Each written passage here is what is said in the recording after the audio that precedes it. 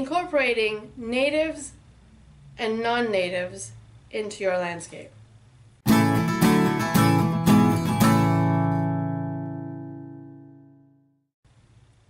Hey, this is Rama with Creations Landscape Designs and the Art of Finding Landscapes blog. I make videos about drought-tolerant plants, California native plants, sustainability, anything and everything in between. So if you'd like to get more of that content in your feed, then hit the red subscribe button below. I'm also a residential landscape designer, so if you do need landscape design services, I will have a link to my business website down below in the description of the video. So when I meet with clients, I get asked all the time, I like the idea of using California native plants, but there are some plants that I know are not native to California that I like. Can I use them? And the simple answer is yes.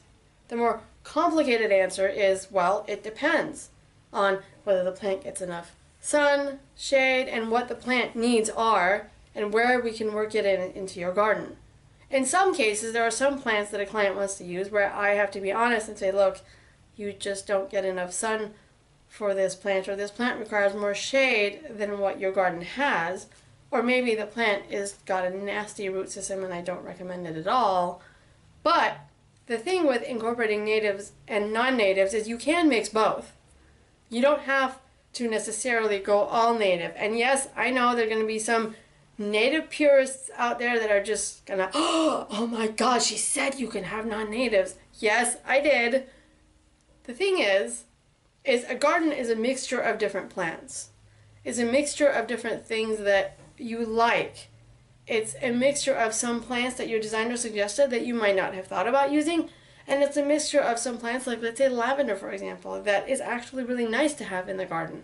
You can pick off some of the leaves, stick it in the dryer, your clothes smell nice. You can also do that with sages. The thing of it is you just have to be clear in having a mixture of both. And the way we work it with any design and incorporating plant material into any design is we account for the mature height of the plant. We want plants that get different heights. In the background, we want taller plants, a little bit smaller, some ground cover, that gets maybe a foot tall, and you can mix it in as you would a complete non-native design or a complete native design.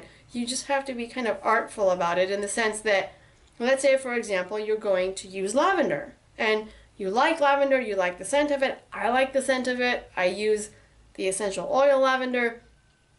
Then what you could do in complement of that is maybe have sages and have other native plants that get as a similar 3-foot height to the lavender that create kind of a complementary scheme. And maybe, okay, the lavender brings in the purple, so you have the autumn sage that brings in the red, or you have the Encilia farinosa that brings in the yellow, or you have the Erigeron bountiful that brings in like the purple and the yellow ground cover flower.